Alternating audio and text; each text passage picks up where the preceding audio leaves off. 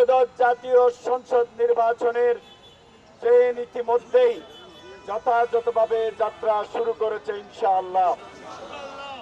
আমরা আজকে উদ্বোধন করলাম। এখন থেকে আমাদেরকে রাত দিন মানুষের কাছে গিয়ে বুঝিয়ে দাঁড়িপাল্লার পক্ষে জনমত গঠন করার মাধ্যমে ঐক্যবদ্ধ বাংলাদেশকে, বাংলাদেশের যে নতুন বাংলাদেশ করার পরিকল্পনা, দুর্নীতিমুক্ত বাংলাদেশ করার পরিকল্পনা, এই পরিকল্পনা বাস্তবায়নে সহায়তা করবেন ইনশাআল্লাহ। সম্মানিত ভাই এবং বন্ধুগণ, আমি ষোলকবহর ওয়ার্ডকে উন্নয়নের নতুন উচ্চতায় নিয়ে যাওয়ার সুযোগ পেয়েছিলাম 2010 থেকে 15। আমি ষোলকবহর ওয়ার্ডে কি করেছি তার বাস্তব সাক্ষী আপনারা। এখন আমরা চট্টগ্রাম 10 আসনকে আধুনিক একটি বাসযোগ্য, নিরাপদ, মাদক মুক্ত, জলাবদ্ধতাকে সহনীয় পর্যায়ে আনার মাধ্যমে, যুবকদের কর্মসংস্থানের মাধ্যমে একটি দারিদ্র্যবিহীন, চমৎকার, বৈষম্যবিহীন একটি চট্টগ্রাম 10 আসন হিসেবে গড়ে তোলার যে কাজ শুরু করেছি, আপনারা কি আমাদের সাথে থাকবেন ইনশাআল্লাহ? আপনাদেরকে সাথে নিয়ে আমরা নতুন একটি 10 আসন গড়ে তুলব।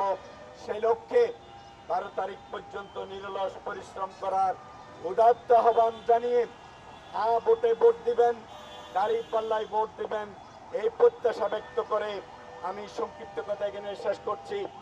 12 তারিখ সারা দিন মার্কা আছে নাকি? কোন সে মার্কা? আরো জোরে 12 তারিখ, আরো জোরে সিল মারো, সিল মারো, সিল মারো। ধন্যবাদ সবাইকে। আমরা এখন একটু গণসংযোগ করব। গণসংযোগ করে মুক্ত করতে হলে মার্কা হলো একটাই। সে মার্কার নাম কি? সে মার্কার নাম কি? দাঁড়িপাল্লা ছাড়া চট্টগ্রামের উন্নয়নের আর কোন মার্কা দিয়ে সম্ভব নয়।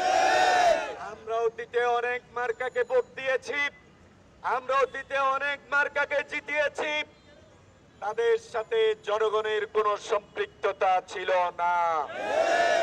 17 বছর ধরে আমরা ভোট দিতে পারি নাই।